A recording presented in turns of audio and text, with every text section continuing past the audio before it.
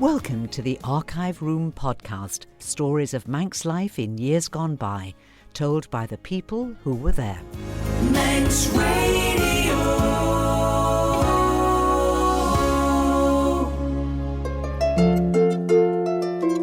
Faster Mai, Judith Lay here, once again opening the door to the Archive Room, Manx Radio's treasure chest of stories of island life from years gone by, told by the people who were there. So come on in, and let me take you for another and in the Archive Room tonight. We'll be in Glen Maye with ALEC QUIRK, in Cregneash again with DORIS MADDRELL, then back to Kirkmichael for some dialect poetry from Norman Barron. But first, we're going to Ramsey Railway Station in the company of Frank Downworth. Frank left school in 1946 at the age of 14, but didn't have to make any career decisions. There was an established family tradition of working on the railway, and a job on the railway in Ramsey in particular was highly prized and considered a job for life. Frank's brother George was already working there and was a familiar sight driving round Ramsey in the old 1920 Morris commercial delivery truck, registration MN4, known by all as Old Number 6, putting out plenty of smoke and noise as George drove round the town delivering, amongst many other things, holidaymakers' luggage to the boarding houses. And whilst it turned out not to be a lifetime career for Frank, the 5 years that he spent there left memories that lasted a lifetime. At Ramsey Railway Station, 14-year-old Frank's job was junior porter clerk. Actually, it was General Dog's Body, the gopher. Make the tea for the station master and his assistant, help people out of the coaches, book parcels in, book parcels out, make sure doors were shut for the guard. When all the passengers were off, one of my jobs would be to unload the brake van. Milk churns, boxes of butter, all the sort of things that was coming into the shops. We had a uniform. There was a little waistcoat and green corduroy trousers and a little hat. But I didn't graduate to that. You had to be 20 before you got that. So what they gave me was an old army uniform dyed blue. Who was the station master? Teddy Tompkins, the station master. Very nice chap indeed. Charming fellow. Tall chap with the spectacles. His brother worked in Ramsey too. He was with Ramsey Motors, and tragically he was killed in an air crash when there was a lot of the island garage folk were going to, I think it was Birmingham, or to a motor show, and they were tragically killed. His brother was killed. But Teddy, charming bloke. You couldn't wish to meet a nicer fellow. Helpful. Teddy had a new bike, brand new rally. Another one of my jobs was going out collecting all the bills, the accounts. Ted used to lend me his bike. He used to lower the saddle for me and lend me his bike, and I had to go round the town, around Ramsey, collecting all the bills, the money, and signing the receipts. In my life, it was only a short period. It was only 5 years, but it amazes me how it stays with me for so long. But mainly, it was the atmosphere and the people that I worked with. It wasn't like a job. It was a way of life. What was a good thing, it has always stood in good stead for me, it was all the people that I worked with were much older. They were people from the First World War. And what they didn't know wasn't worth knowing. They would put you on the right track for everything. I mean, all the old engine drivers, the firemen, the guards, understation master, they were much older than me. You take, I was a lad of 15, and they would have been, well, they must have all been in their middle 50s, wouldn't they, if they'd have been in the First World War. And they were then all willing to help a young lad? Oh, absolutely. They used to call me son. They didn't call me Frank. It was just son. Hey, son, go and get this. Son, go and do that. You couldn't wish for nicer people. What about the incident, the tragic incident at Union Mills with the station master there, George Hogg, because I think that must have been during this period as well. That's right. How did that filter through to Ramsey? We got a call over the railway had its own telephone system. We got a call that there had been an incident at Union Mills. They didn't tell us exactly what had happened. I know the train must have stopped off at Selby Glen or Selby Bridge, and the station master there phoned us and he told us what had happened, so we were fully prepared for anything that might happen when he came in. But what I do remember was the state that the guard was in. It seems ironic. Nowadays, they wouldn't have let him carry on. They were exchanging batons. The train wasn't stopping at Union Mills, and they were exchanging batons. And Mr. Hogg, I suppose he must have been probably in his late 50s at that time. They had exchanged batons, and he was standing close to the edge of the train, and when he went to turn, he must have had a dizzy spell or something, but had a dizzy spell, and fell in. Now, the driver and fireman, they'd passed the baton over, and they didn't see it. But the guard, Walter, was sat in the brake van down the back of the train, looking out his little window on the side. He spotted old Hogg fall, so he lammed the brakes on, held the brakes on as hard as he could. And, of course, the driver and fireman at the front knew there was something wrong, so they anchored up as well. And it seems that old Walter came out, ran up to the engine, I can't remember who the driver and fireman were now. However, he said to them, I think Hoggies fell down in between the train, and they went looking for him. And first of all, they couldn't find anything. And then, obviously, they found his body stretched out along the track, because there's no clearance underneath those coaches or locomotives. Maybe 8 to 10 inch ground clearance, so there was no chance of him going underneath the wheels or anything like that. The train then carried on to Ramsey. Yes. Was that guard still This on is the train? This is what never fails to amaze me looking back at it over the years. Same guard that had witnessed that was allowed to get back on that train and take it through to Ramsey. The same crew took it back into Ramsey. Clearly in some state of shock. He was in a state of shock. And when the train came in, the man was crying. He was a man in his late 50s, and he was shaking like a leaf, and he was crying. And Ted Tompkins, the station master, went up to him and he said, "You go home, Walter, leave everything," because they were supposed to book in, hand in their reports and whatever, the bills. But Teddy said to him, "Look, you go straight home, Walter, we'll clear everything up." And I do remember Walter went out of the station, grabbed the station master's bike and rode home on that bike.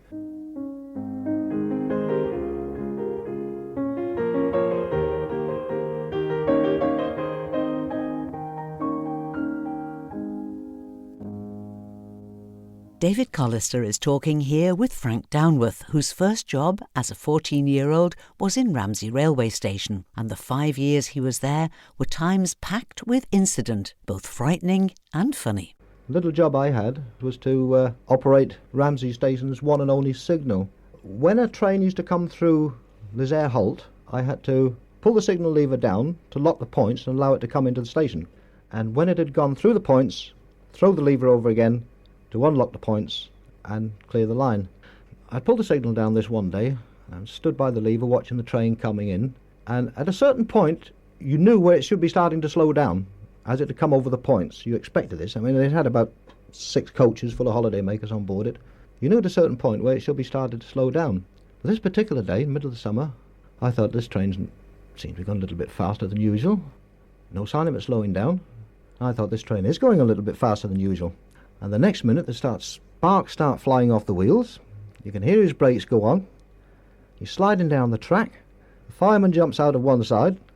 The driver jumps out of the other side. Our station master ran into the office. Everybody took cover, and it stopped about 3 feet from the stop blocks at the end of the station. What had happened, the fireman and the driver had a little bit of an argument up the track somewhere, and they'd overlooked the signal. And the argument must have got pretty heated because they didn't slam the brakes on until the last minute. Clearly remember this, people getting out of the train with their buckets and spades and little kiddies, all nonchalant, looking at the beautiful sunny day, looking forward to a day down the beach, not realising that it's been about 3 feet off a disaster, because nobody said a word about it. It was kept very quiet. And the fireman and driver came sheepishly walking down the track alongside the train and went into the engine shed. The holidaymakers, of course, coming into Ramsey in the summertime, were they in big numbers off the trains? Yeah, big numbers, yeah. An average train would come in 6, 8 coaches, 2 locos, 80, 100 people maybe. I remember going on Sunday school picnics on the train. I can't remember Ramsey Station, but I don't think it was one of the attractive stations. No, it was a working station. We used to handle a lot of livestock. And that was another one of my jobs too, loading all the cows and sheep and pigs into these wagons. No runaway bulls. Oh yes, runaway animals, yeah, that was great. Runaway animals, yeah. Little pig running around Ramsey platform, everybody trying to catch this damn pig. Sheep escaping, running over the wall and swimming across the river, that was another one. And then of course you'd always get a stupid cow, I don't mean person, the animal, the 4-legged animal, which didn't want to get in the cattle truck, and he'd slip and go down in between the cattle truck and the loading platform. There was one hell of a job to get that out of. And dirty. There'd be cow muck everywhere. How did you get them out? Manhandle? Manhandle them out, yeah, get ropes around them and get some strong lads and get them out. You obviously had to be, with manhandling so many things, you had to be a tough lad then. Yeah, well, I think those days young people had to be tough and rugged. We didn't think it was anything unusual, but a truckload of potatoes had come in. They had to be loaded, 5 ton of potatoes. And you didn't have a forklift truck or a load of people to help you. You had to get on with it and load them yourself. Or if you took all this luggage around to these boarding houses, 6 floors high, you had to carry the damn suitcases up yourself on your shoulder and put them in the rooms. There's a funny story about that, come to think of it too. So my brother used to drive the little delivery truck. We were taking a trunk up to one of these big boarding houses on the North Shore, about 6, 8 floors high. This damn trunk must have weighed 2.5 hundredweight. It was terrible. And we had to take it on the top floor. We're struggling up with it all the way up the stairs, and we get on a little corner, and there was a plinth with a head on it, a china head sort of thing, on an ornament in the corner. And we inadvertently knocked into this damn thing, and it fell over, and the head broke off. So what are we going to do? So we put the trunk in the room, and came back, and we gingerly put the head back on. You couldn't see any mark. We put the head back on. My brother knew the chap who owned this boarding house. Several weeks after, this chap said, George, he said, the funniest thing, I must tell you, he said, the funniest thing happened to me the other week. I'm walking up the top of the stairs. So it goes in the room, number 12 bedroom or whatever it is. I shut the door, and he said, the bloody head fell off this statue. So George said, is that right?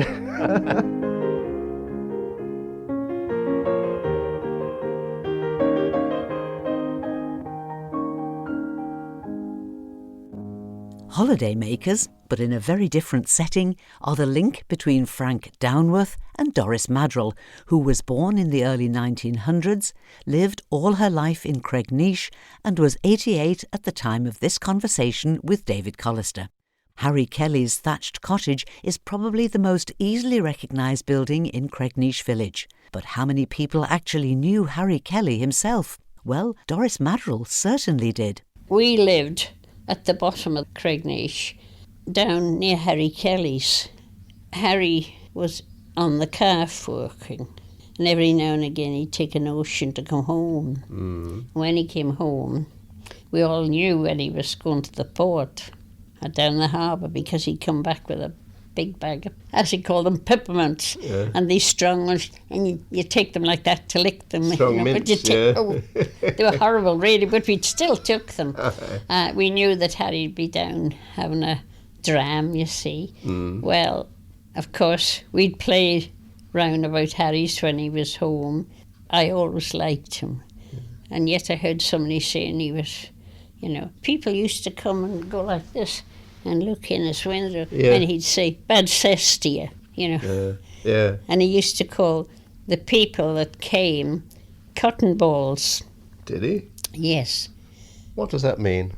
Well, it was only recently I said to one of the museum fellows, Harry Kelly used to call the visitors cotton balls. And I said, I wonder why. Well, of course, he was a North Side Englishman. And he said, I'll tell you why, because they become on the cotton wakes. Of course, yeah. And I never... It's the cotton workers and so on, yes, the mill workers. But I'll tell you this, which tickled me, tremendous. I don't know, was it after the war, and there were some people that had come from the cotton area again, and they were going down to Harry Kelly's. They were on a coach trip. So when I was in the garden, and there was a lady stopped. So she said to me, dost thou live here? So I said, yes. Up here? I said, up here. So she looked at me, looked me up and down. Dost thou ever feel lonely up here?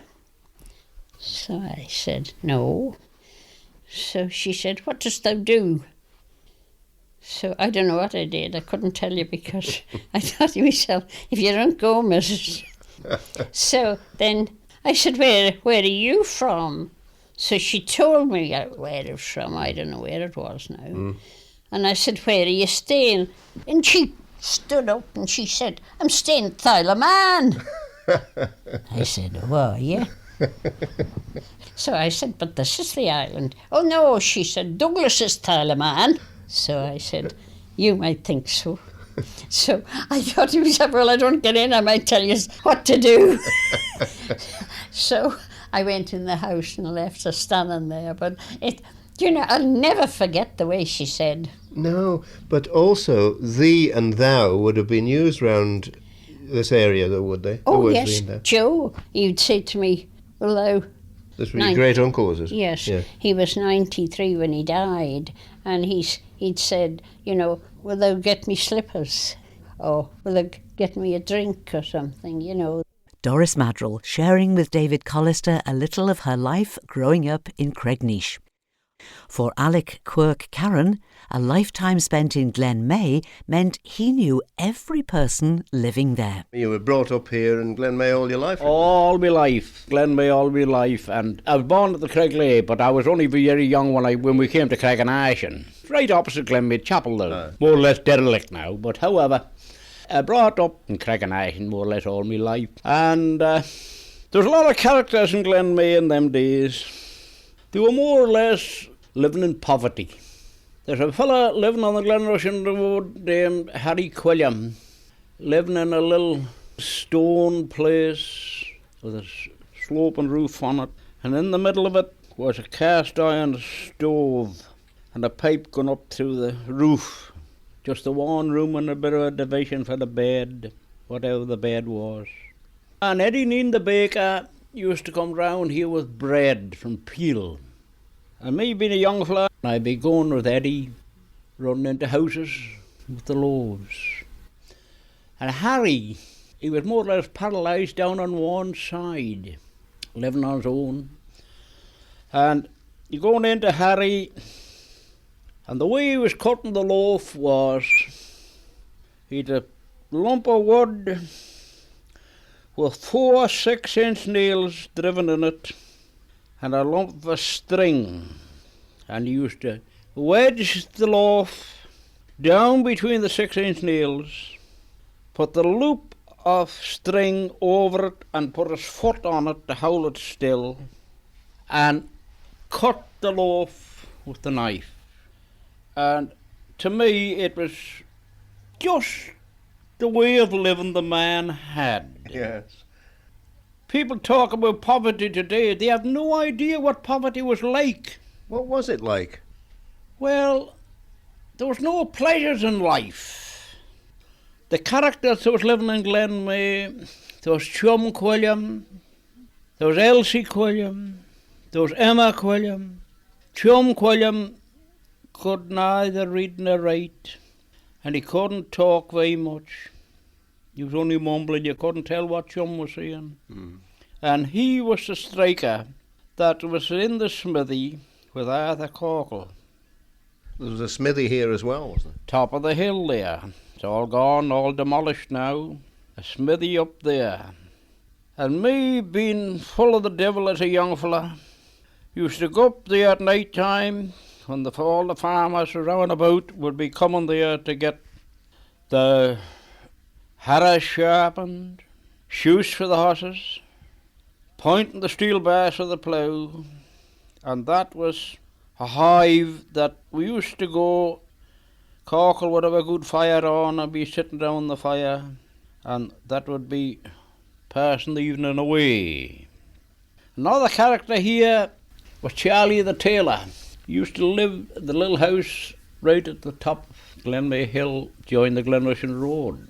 There was enough work for a tailor out here, no? Oh, no. There'd be no work for a tailor at all, but that's where he went by, Charlie the tailor. What his occupation was, I wouldn't know. Charlie moved from there, he was a bit of a cripple in one leg. He moved from there to a little wooden hut up the Mullaghvedden Road, and that was another haunt that people were going to. It's a haunt for us young fellas. If there was any amount of old men, they'd be going up there, and there's a round stove in the middle of the floor, only a wooden hut, and Charlie would be sitting on a bit of an old table in the corner, and all the topics of the village would be discussed, right or wrong. Phil Collister the joiner was here, and Annie, living in the archway alongside the chapel. Freddie Kohler was living down the middle of the hill. Stockton was living on the top of the hill, married to Mrs. Kelly that used to come from Aracy. Corris, she was supposed to be half man, half woman. Which half was which, I don't know. But she used to go round with the cadger's cart selling herring. This is a time where everybody knew everybody else. Everybody knew everybody else. I had a milk round, 6 o'clock in the morning, out to milk the cows, all by hand. And you fill the kegs, pint measure, quart measure, went from house to house. Every door would be open, the jug would be on the table, put it in, shouted, "Hello!" He'd be gone again. Yeah. And I knew everybody that lived in Glen Maye and Derby. This would be milk before tuberculin testing came in. Oh, yes. TB, there was no TB. They weren't talking about TB in them days, man. No. And there was no hygiene You'd milk the cows, put it through the soil, and you ride it, put it out. Nobody queried it. Working on the family farm, helping to deliver bread, having a milk round, ALEC QUIRK's working days, even as a young lad, were busy from dawn to dusk. But what about a Sunday? Well, in the Karran family, the day was set around no less than 3 visits to church. 10:30 on Sunday morning, 2:30 Sunday afternoon, mother and father and my brother and myself, Sunday night at 6 o'clock. That was routine. Yeah. And Sunday dinner, there'd be a pot of broth, a big lump of a pot, there'd be a lump of beef in it, and all sorts of stuff in it. Ginny nettles chopped up in it, and a suet pudding wrapped up in a cloth. Yes. And spuds and stuff. You sat down for dinner, and mother would take the pudding out of the pot, scotch it in the cold water. Then you'd have broth, meat, and spuds. The pudding would be took out of the cloth, cut a lump off. Sometimes there was white sauce, other times there wasn't. But we didn't know nothing else, boy. ALEC QUIRK KARRAN, looking back on the Sunday routine from his youth on the family farm in Glen Maye. And from Glen Maye, we're going back to Kirkmichael to hear from Norman Barron, who featured in an earlier programme talking about his life as a postman. Here he is with the story of old Bobby Bob from his repertoire of Manx dialect poems by Juan Noah. I've a hard tell about Bobby Bob and his woman Margaret Ann. She used to call him an awkward big slob when the butter would slip out of his hand. And bless me soul, the fuss she'd make when he'd slay it with a thumb on the soda cake. Bobby Bob, thou slob, she'd bawl, wherever was thou brought up at all? But Bobby would seldom answer her back, but ate away till his lips would smack. They'll be noising like mucking when they wait, and put thy skedding down on thy plate. And Bobby would say that quiet and slow, I'm putting it down where it's meant to go. Now Bobby wasn't a bad soul at all, but mighty fond of a drop for all. But they're saying her constant nagging and frown sent Bobby to town his troubles to drown. And as then herself would be ever on his track to give him good day when he'd get back. But that's where Margaret folk got stuck, because it was just like water on the wing of a duck. At last she thought, I'll cure him though. I'll give me old Bobby Bob what for. So the next time Bobby went to town, herself with a friggin' got prowling around, and worked herself all up into a fidge. Then off she goes for the Doric Bridge, just to wait for Bobby to come, saying, I'll cure the old rascal of rum. But Margaret hadn't to wait that long, for yonder was Bobby coming strong for the narrow bridge, tacking his way like a heavy ship in a heavy sea. I'll frecken a murderous witch, she said, and flung a sheet right over her head and rushed to meet him with a scream just as Bobby was crossing the stream. I've come to claim thee, Bobby Cowl. Come thou with me, for I'm the jowl. Oh, deed thou, says Bobby as he blinks and leers. Well, give me your hand.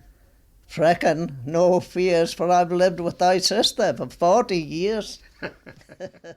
The story of old Bobby Bob, told by Norman Barron. And that's all we have time for tonight, and indeed for this series. I hope we'll be opening the door to the archive room again later in the year, but if you've missed any of the earlier programmes, all the episodes since we started last year are available as podcasts to listen again or share with friends. Just go to manxradio.com and search for the archive room under the podcast tab.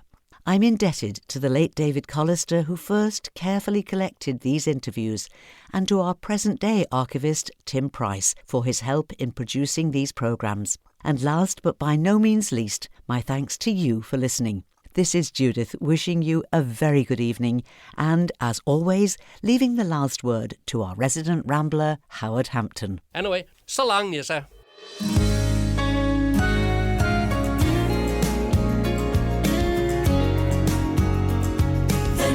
Station.